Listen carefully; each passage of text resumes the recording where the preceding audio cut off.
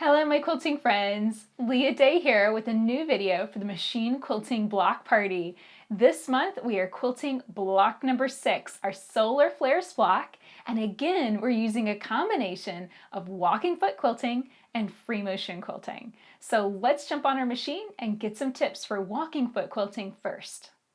So I've attached my walking foot to the machine and I've made sure that this little arm on the foot is surrounding, this is my needle bar, and so every time that my needle goes up and down, this little arm moves. This is really important for walking foot quilting because this guides the mechanism here that moves the foot forward. This is kind of like a second set of feed dogs on the walking foot, and that's how the foot works. So a few other tips: whenever you're walking foot quilting, make sure to change your stitch length to 1.6 millimeters. That gives you a nice secure stitch. And then underneath the quilt, make sure to move your Supreme slider off the feed dogs. I've just moved it a little bit to the side. It still is going to give us our nice slippery surface for our quilt to move on, but we don't want it on the feed dogs where it could get really bound up by the walking foot. Now let's talk about quilting our Solar Flares block. I have already stitched this block in the ditch, and I went basically around the outline of that bright star in the center. Eventually I am going to stitch across these areas between the half square triangle and that center 4 patch 2. I'm just going to kind of let that happen as I'm quilting. And this is going to be a little bit like quilting matrix in our last block. I'm just going to be hitting whatever line is closest to me in order.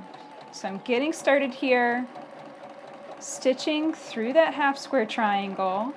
I'm going to stop right on that seam line and rotate the block slightly so that way this next line is facing me.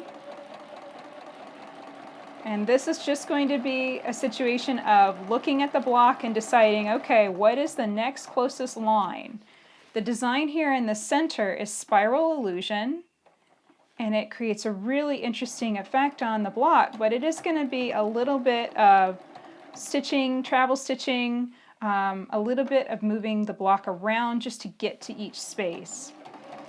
Now something you might have noticed that I just did twice is I backed up a stitch. This is something kind of cool that you can do with a domestic sewing machine. So let's say I take one extra stitch and I'm way off where I want to go. If you take your hand wheel and you rotate backwards, that is the opposite direction that you would normally rotate, and then you rotate back forward, you can pick up that needle and back up just one stitch, and that saves you from a stitch off of one stitch. Now you can't back up more than that, so try and catch it. If you're going to make a mistake, try and make it only a one stitch mistake.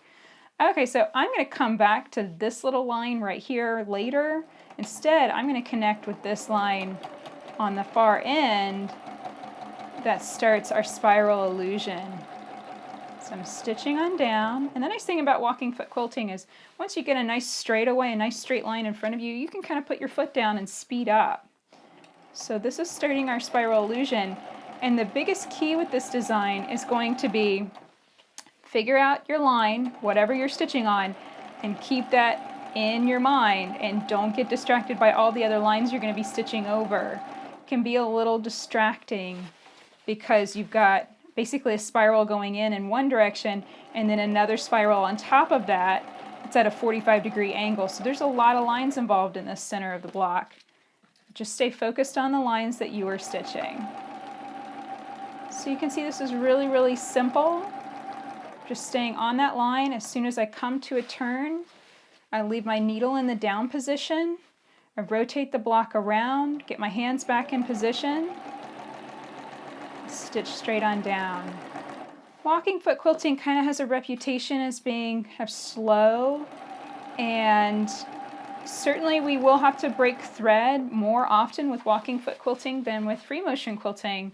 However, it's not any slower, any faster, because even if I was quilting the center of this block in free motion, I'd still have to be rotating around and moving the block quite a bit. So I'm working my way into the center, and this is where things can get just a little tricky because we're in the center of the block, got some bulk in our machine, just a lot of the fluffy edge of the block is right here in the arm of the machine, and we're getting more and more direction changes because the lines are getting shorter. So just be mindful of that. Take your time and take it slow. It's not a race. Again, if you make a mistake and stitch one extra stitch, I don't know why, but I tend to do that. I tend to overshoot my lines rather than undershooting. Here, I'll try and undershoot. And then just take one extra stitch to get right on that line. It's one of those funny things. You can just develop a habit, and I think I've developed the habit of overshooting lines and then depending upon rotating my hand wheel in order to kind of save it.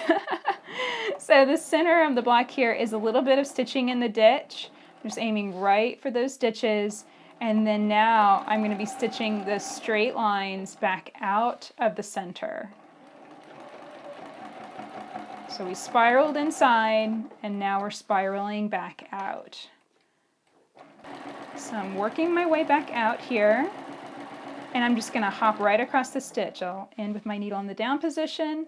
I'll hop right across the stitch and come up to the tip.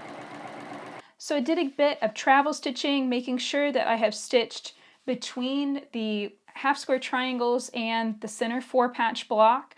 So I've stitched in those ditches, and I made sure to hit all of these outer lines. And then now I have connected with the center spiral that is on the 45-degree angle. And now I'm just going to stitch along those lines the exact same way that I stitched before, but I've got a lot more lines of quilting that are kind of not necessarily in my way, but they're certainly in my field of vision. So it's one of those things, just keep the line that you're stitching on in your mind and make sure that you stay on that line as you work your way in and then work your way back out. It is very simple stitching, but it can get a little confusing when you get all these lines together in a quilt, overlapping each other.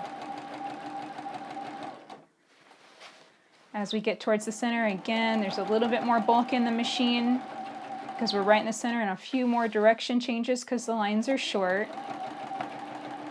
I'm trying not to overshoot my lines, just stitching right up to them and then changing that direction.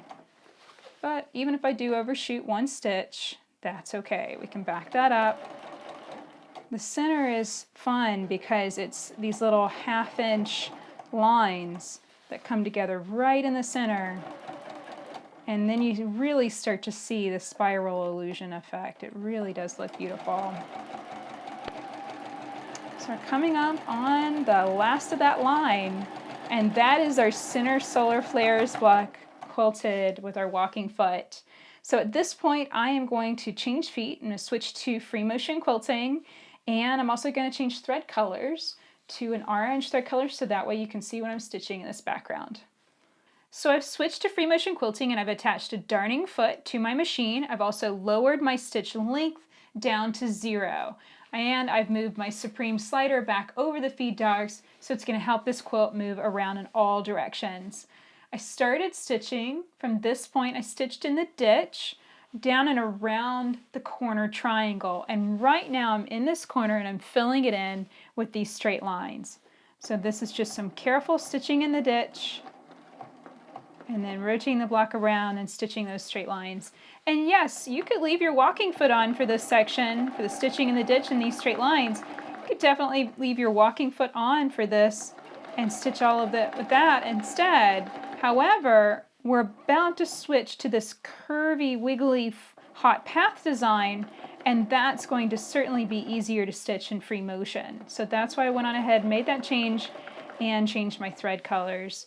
I like to minimize thread breaks more than anything else, the times that I break my thread, and so by switching only once, I only have to break thread that one time. So now I'm carefully stitching in the ditch out and back to the perimeter of the block. I'm going to stitch all the way down to this point.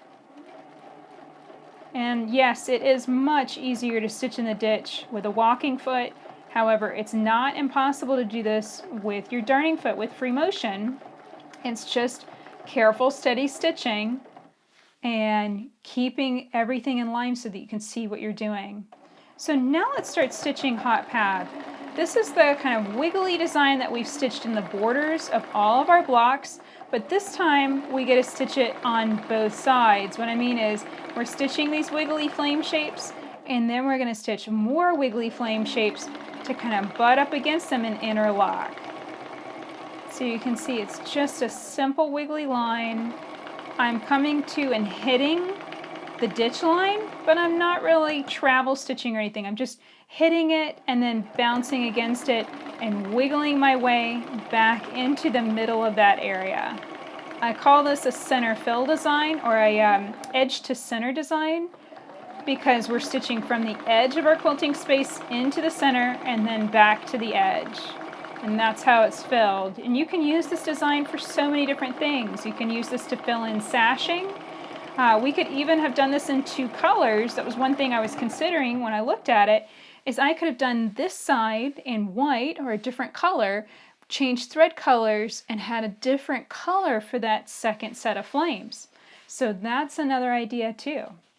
So at this point, I need to get to this other side, and the easiest way to get there is to stitch in the ditch along this line. Now, of course, we've already ditched. You can see if I flip it up on the back, you can see I've already stitched that line in the ditch with white. So we are going to have a little bit of double ditching here. It's not a big deal. Just stitch slowly and carefully and try and stay as close to that line as possible, and it's still going to look great on the front and back of your quilt. Okay, so now that we're on that point, we're going to wiggle into this area, following these lines and interlocking this set of flames with the first set of flames. And again, bouncing against those ditches so that our flames touch the edges of our quilting space. And if you want to get a little bit wilder with your flames, definitely feel like that's open to you. You can certainly add a little bit more wiggliness to these shapes if you like. If at any time you can't see what you're doing, rotate your block around and make sure to stop and reposition your hands. If ever anything doesn't feel comfortable for you, stop and reposition your hands and get it into the right position so you can see and enjoy quilting your block. So we've got just a few more little flame shapes here. And that's how you finish up that section. So now I'm right on the edge, and I can go ahead and start filling in some of my wiggly flame border. So I travel stitched a bit back to that dot, and this is just going to be the exact same thing. Wiggly flame up, wiggly flame down. It's just a wiggly line. You stop on that point, and then change direction and wiggle off in a different direction. It's really that easy. So from here, I've got one last section to fill in. I'm going to do the exact same thing. I'm going to stitch in the ditch down to the corner, then around that yellow triangle, that corner triangle.